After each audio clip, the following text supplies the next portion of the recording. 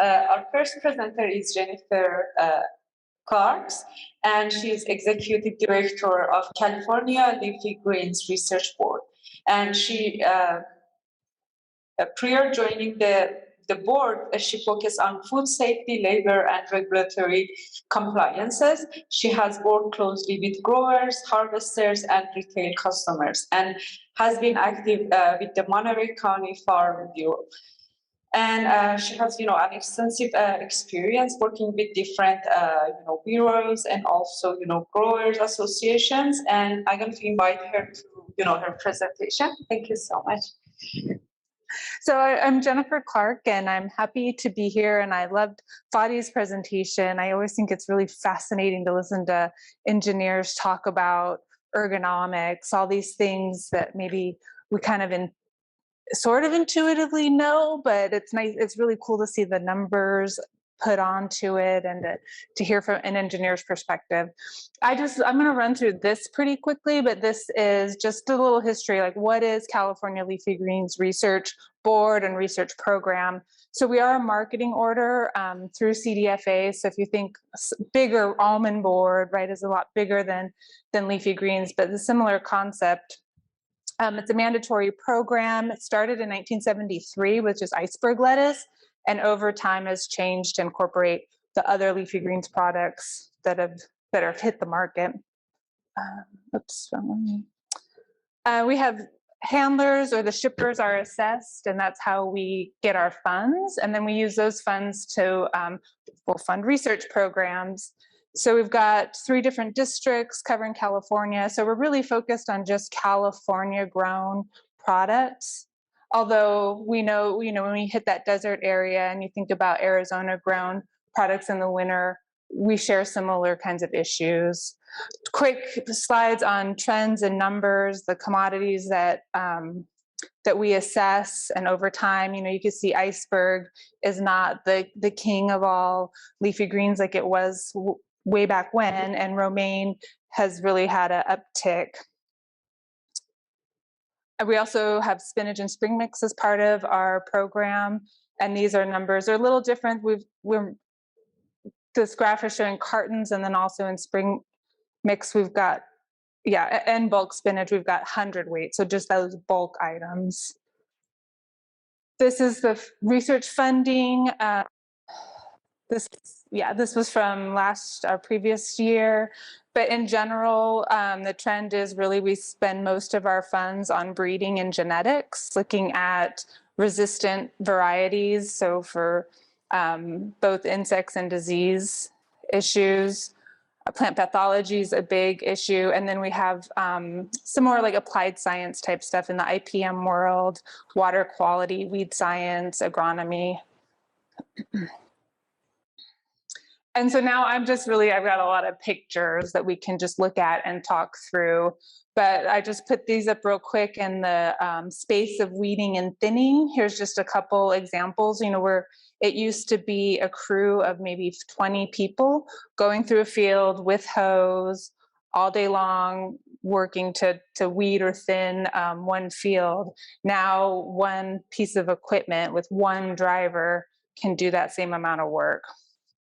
And I think some of the cool, exciting technology that comes with this is especially on those weeders and thinners that we have that are using chemicals, whether it's a fertilizer or an herbicide, to basically kill the plant you don't want. We've also the industry's put a boom on another spray or kind of spray equipment onto those machines to then spray the plant you want to keep with those ag chemicals that you want to use. So to protect against soil-borne pathogens or insect issues. And with that kind of precision spraying, we're using 1/10 of the pesticides that we would normally use. And if you just think about cost savings, but the reduction of pesticides we're putting into the environment is pretty amazing. So I'm really excited about that use of that technology. We've also got plant tape has been pretty innovative and remarkable in terms of automating the transplanting capabilities. And I think earlier in the morning there was maybe some pictures with kind of that manual transplant where you have a lot of people sitting on a machine feeding equipment to transplant, and now you've got a couple people riding on a machine just managing these plant tape and these trays, and it moves so fast. We've seen some pictures kind of like this. That celery harvester looked a lot like this, and it is sort of a glorified lawnmower in a sense, but this is kind of what the machines look like that are harvesting spring mix and spinach.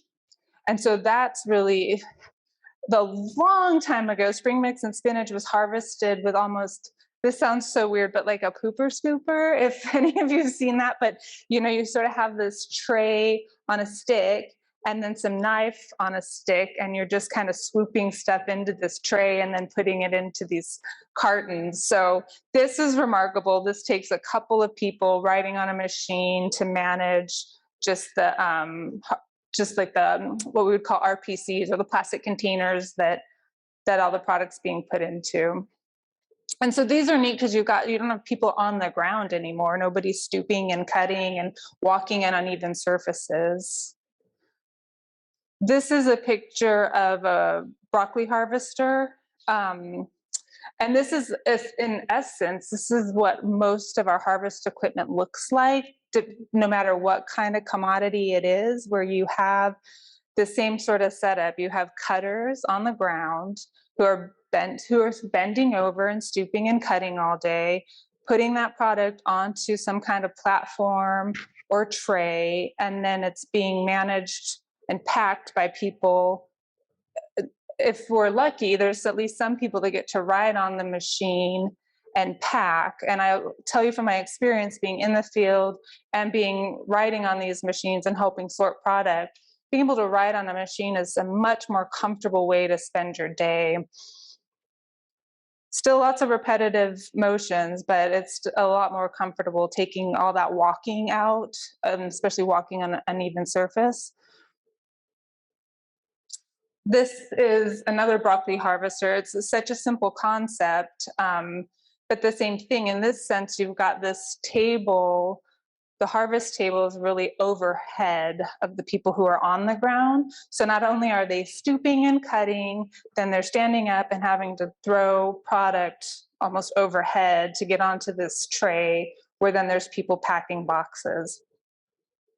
And from here, and I think once we see some other pictures too, I just wanted to kind of lay out what this process looks like. But you can see this trailer off to, well, my right-hand side here, and all these cartons. So you have people manually putting together cartons all day long. That's their job. They're the box maker. So that's a lot of repetitive wrist motion issues. And honestly, when people start their jobs as box makers, I've seen some guys with such swollen wrists by the end of the week, because it's so repetitive.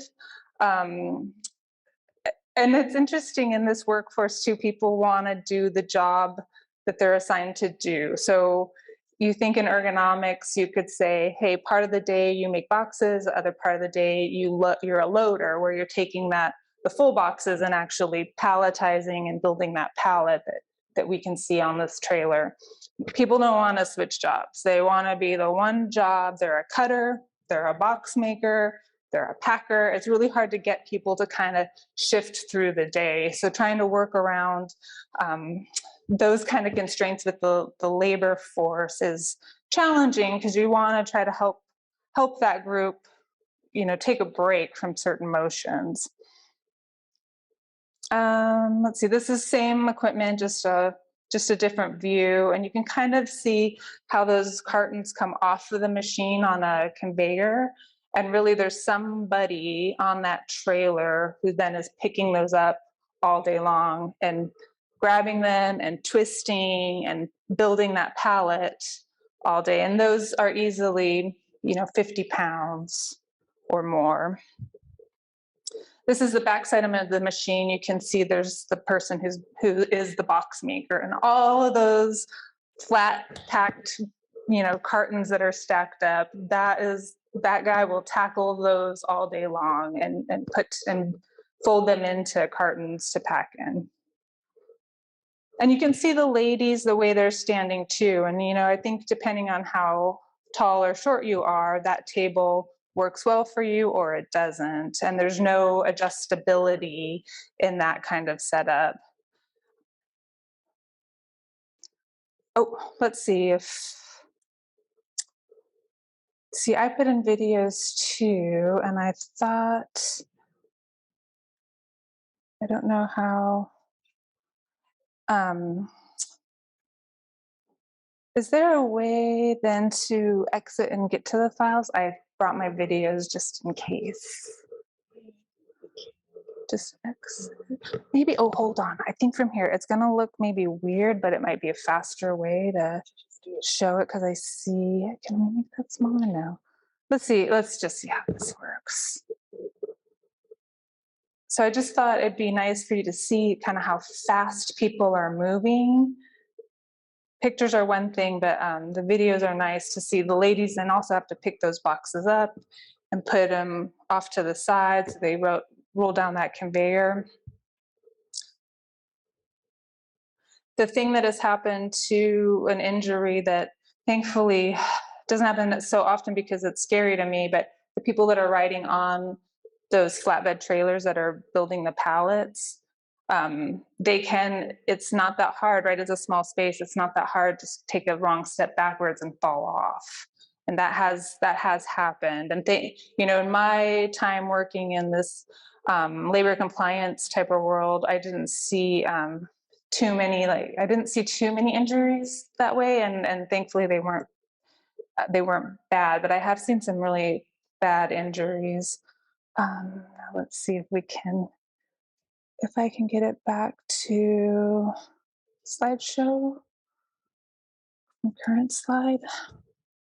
Here we go. I think this too is just another kind of close up of what that looks like. So this is a more comfortable way to harvest. And I think too, in these systems, I just can't imagine ever like fully getting people out of the system. We talked a lot about trying to replace people with machines, but I don't think that is ever a reality because you really do need people's eyes and hands at some point on that product to either pack it nicely or make sure it's the right quality, or just manage it as it's coming through the system.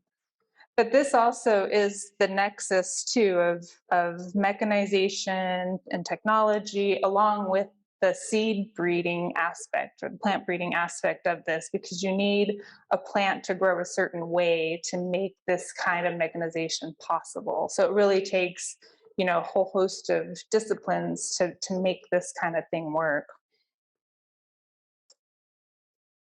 This is just kind of another view, and you can see this is the front of the machine, and it almost has these little slicer. So everything's got to be lined up right too. So even not only does your machine need to be right, your seed and varieties need to be right, but your ground prep and the way that you've grown that product needs to also match up to make this work. Now we're going to move into cauliflower. And what I mean is, if you start to see this same concept of people on the ground, cutting, putting it on some kind of platform, and then you have people riding on the machine. And this kind of machine, and I might have a better picture, I think, in a slide or two, but these kind of machines with the tarp, let's see if I can make a pointer here. Here we go.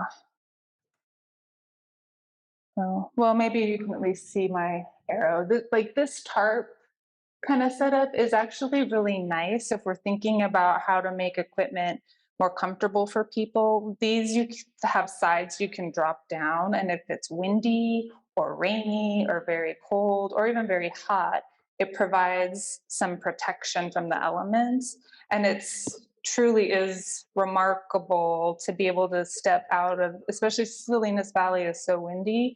So it's wonderful when you're outside to be able to step into an environment where you're a little bit protected from the elements. It makes a huge difference in your workday.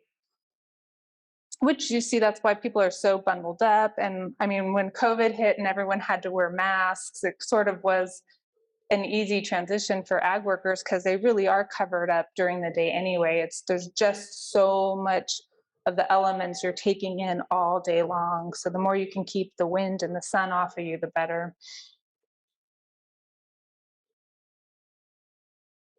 Just a different view, these arms. And this, I think, is a good picture too when you think about the lack of labor that we have, because these kind of machines should have somebody standing in every single furrow cutting. And this is not that way. This is, let's see, 1, 2, 3, 4, 5, 6. If you got 8 people there, you should have twice as many easily. You should have a, and I'm sure it's the same on the machine. There's not as many people riding on the machine. So most of our workforce on these harvest crews are really at like half capacity. And then from the just production and sustainability aspect too, you think of all the diesel we're running, all that equipment we're putting on the roads as we're moving equipment back and forth, same pieces of equipment with half of the workforce attached to it. This is a picture on the machine. So these are the packers. Same situation, the tables don't move. So, depending on how tall or short you are, this kind of setup, the tape setup that you're using to tape up those cauliflower bags, the way that the product's coming through, it either works for you or it doesn't really, but there's no adjustability there. This is another video. Let's see.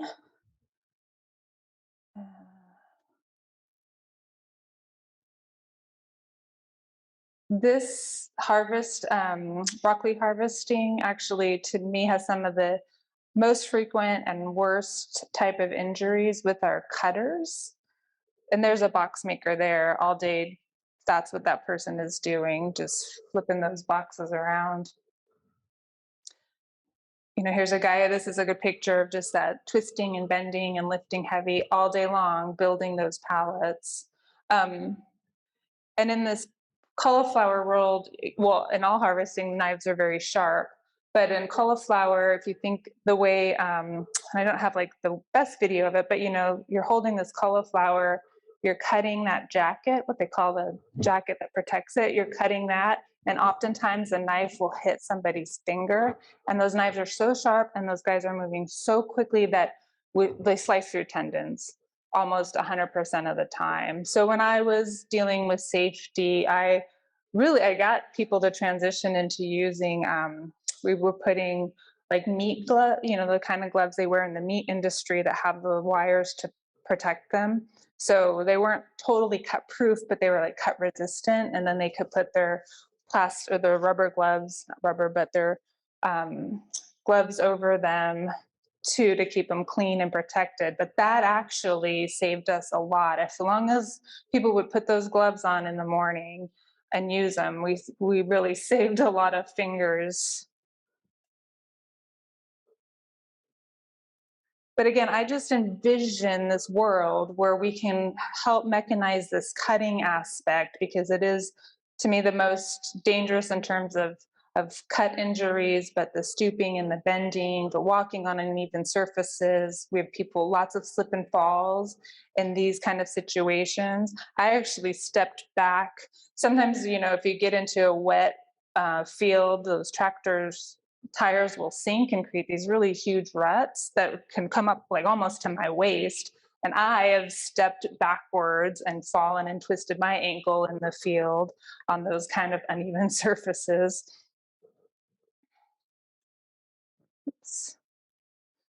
Then now I'm going to move into romaine. And again, same setup, right? People walking. And these fields too, people are actually walking backwards. So this machine, a lot of the broccoli and the cauliflower typically move kind of forward. So you get to walk forward in your day. These machines, you're moving backwards. And it is part of just like a quality control in case there is oil leaks or things like that. Out in the field, like this kind of equipment was designed to just move over product that had already been harvested. It's not as important in broccoli and cauliflower because you kind of go back into those fields for second cuts. So you're going to be driving over potential product anyway. But the end, we keep lots of tarps under that equipment. But this machine's coming towards us. So not only are people stooping, bending, walking, they're also walking backwards too.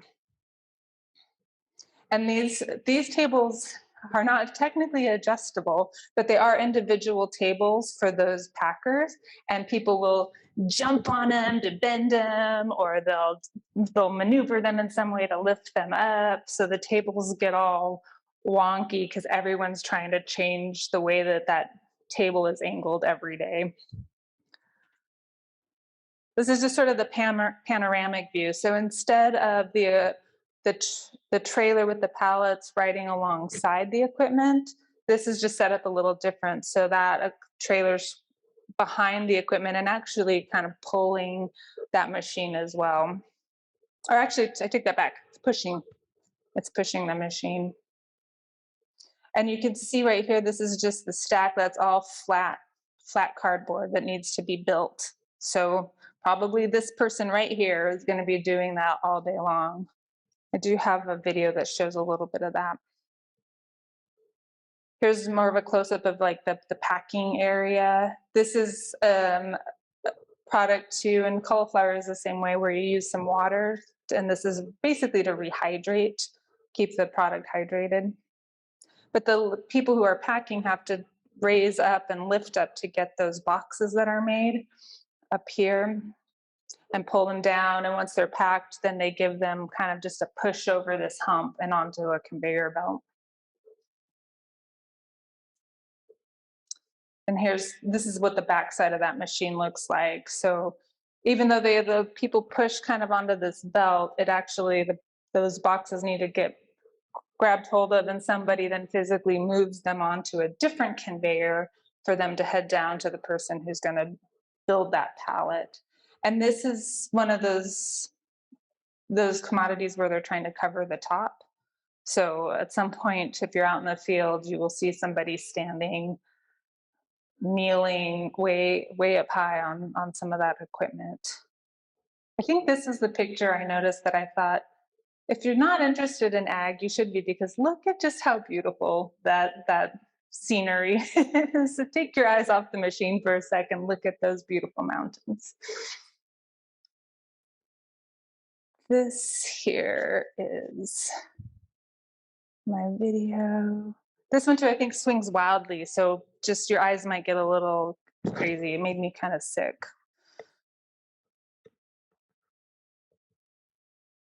But you can see this is all field packed too. So these are those romaine hearts you buy in the store, but they're all packed here in the field packed. And then I think we'll get to see her seal, or that piece of equipment she has, seals it, and then goes into a bag. And then this person's job is to bend over and tag every bag that comes through that's packed, close that up, and then move it. So there's just this constant repetitive motions that I feel like we should be able to mechanize some of this. I guess part of that challenge is we are out in the environments where it is windy and rainy, dirty. Maybe that's a challenge. And cost is always important.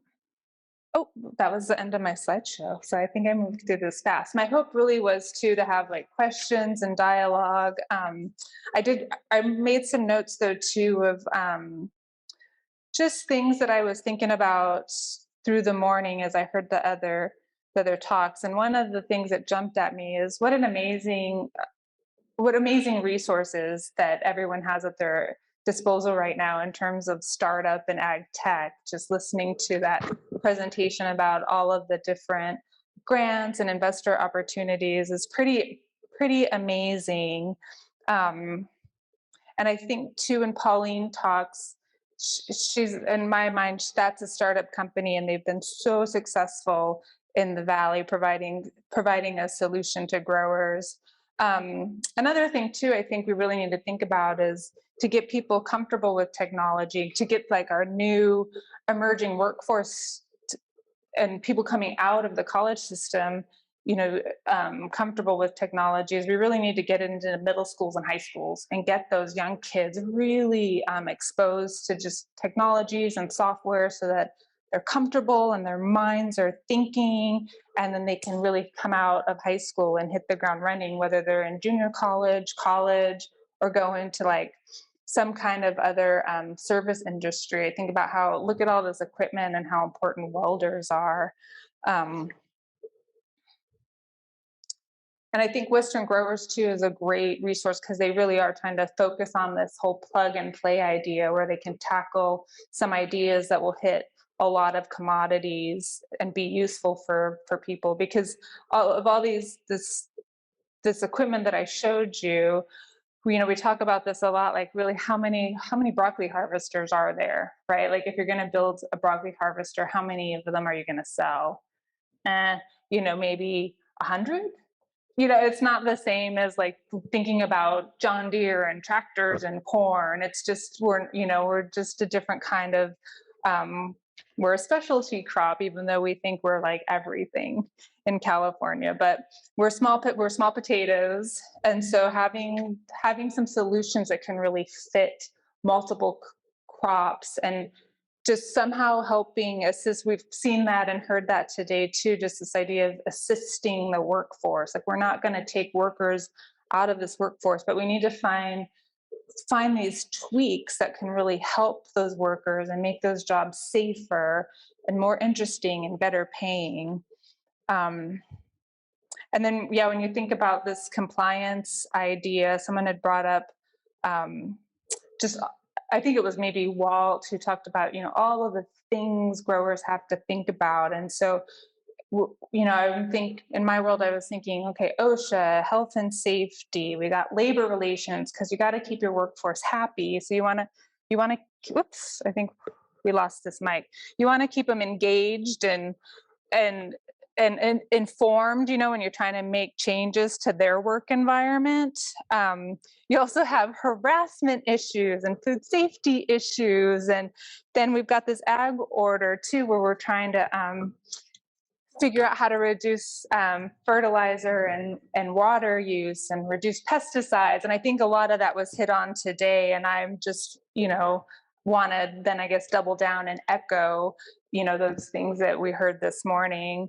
And just, a couple of things I wrote down. I don't know if you want to hear these examples, but in my short stint too in labor compliance and health and safety, I was not witnessed, but around when we had a fatality. And thankfully I've only had to deal with one fatality in the workforce, but it was pretty devastating, as you can imagine, to all of us in the company to know that somebody came to work for us that day and they didn't go home to their family. So I just feel very strongly about making this work safer for people.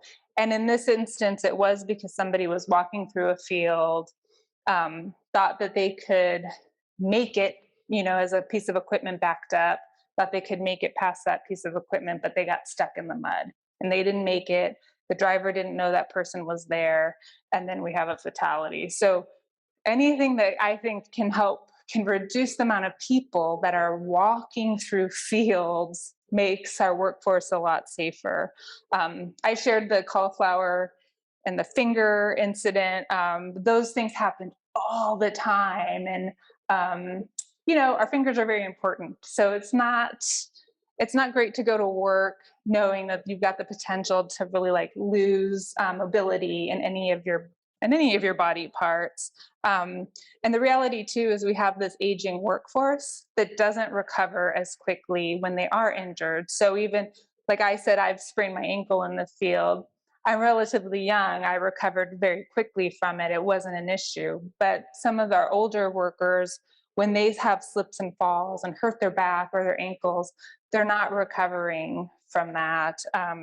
I did work with a man whose arm essentially became very paralyzed due to like some shoulder injury he sustained, and he just never recovered from it. um,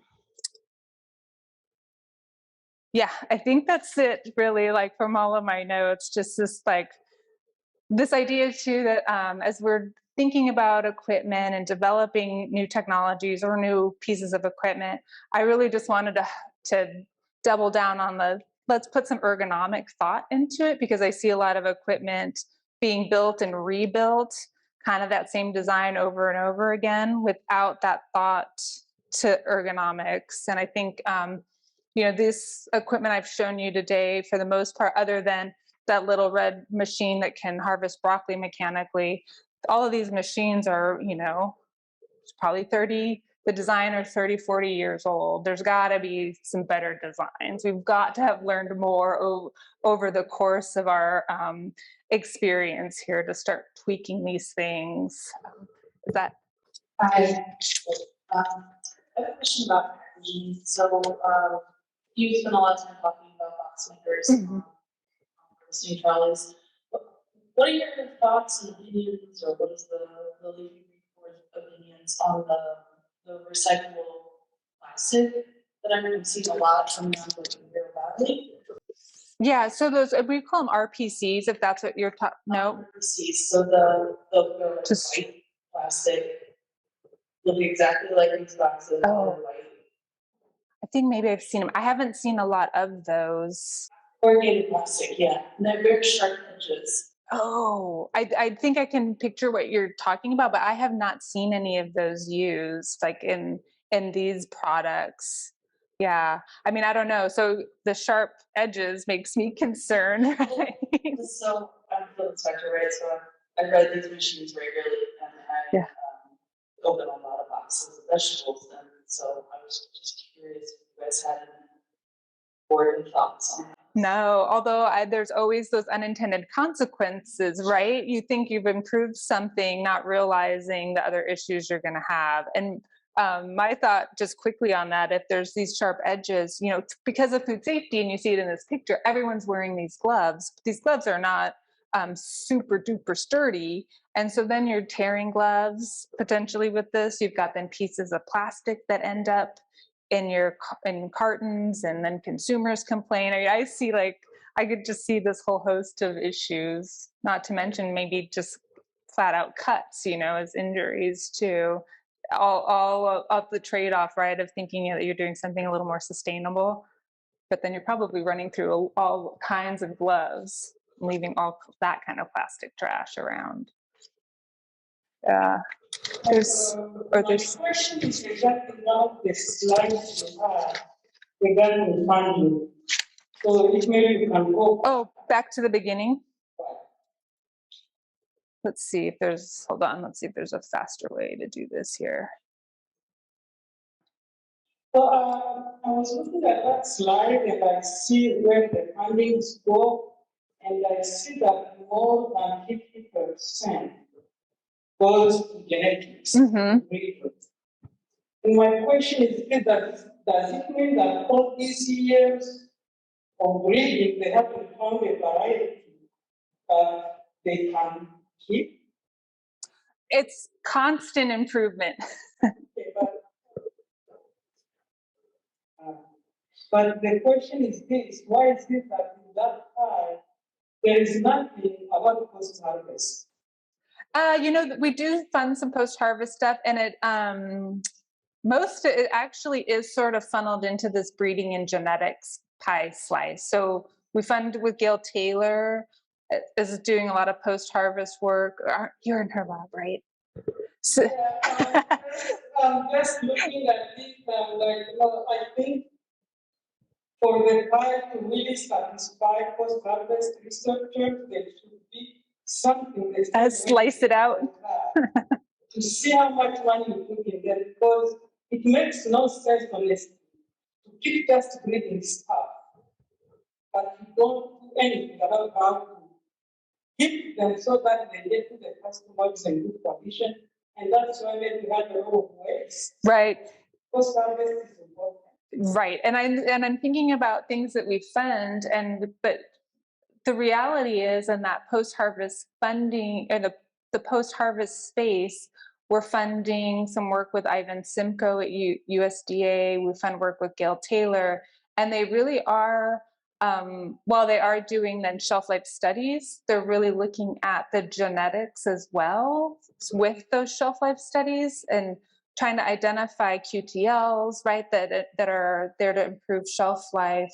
And we haven't, in my time, we haven't really funded studies looking at, modified atmosphere or cut to cool time. And maybe those things in some sense have sort of already been figured out, and I could be totally wrong, but that's why that falls into that genetics piece.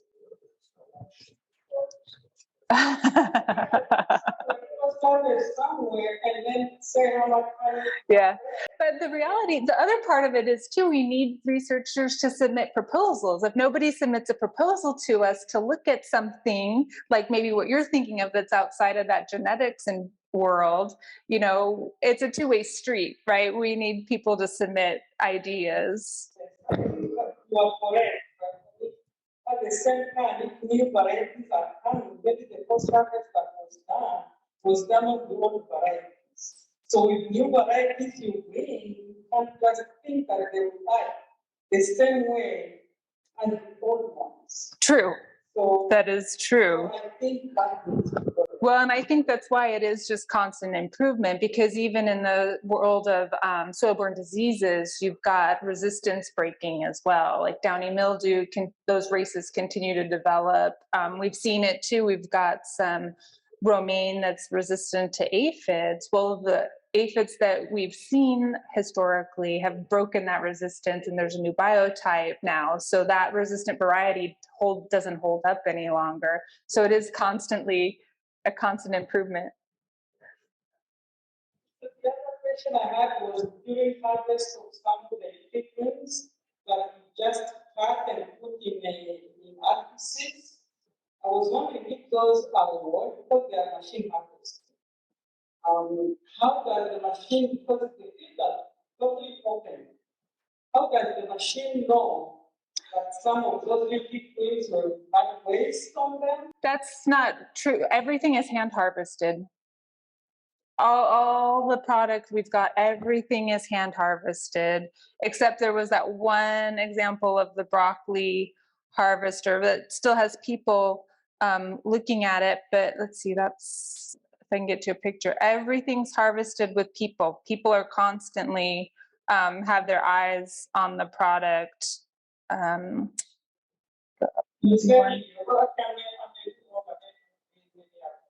Yeah, this.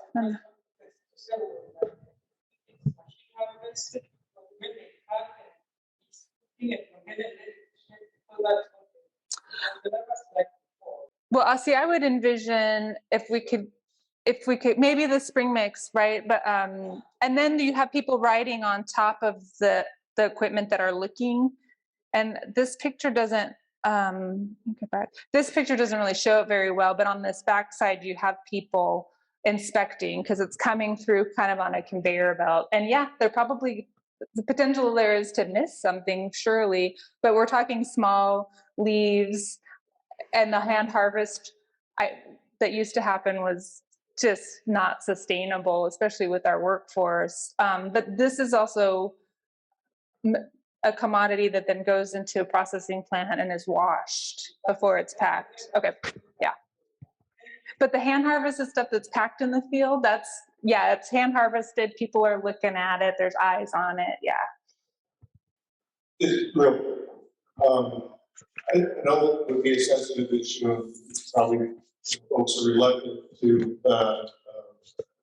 participate, perhaps. But is there an opportunity to look at all operations, across the different types of equipment and different types of commodities, and rank or rate from safest to less safe, to maybe get some insight which are the ones that stand out as being, maybe more risky practice versus those that have a history of being safer. See what connects those. And are you talking about worker safety in terms of worker safety or, yeah? You know, in terms of X months, sort of data, you know, where you're looking at operations, but, you know, are there operations that stand out as being, you know, really great in terms of lack of injuries and general lower risk?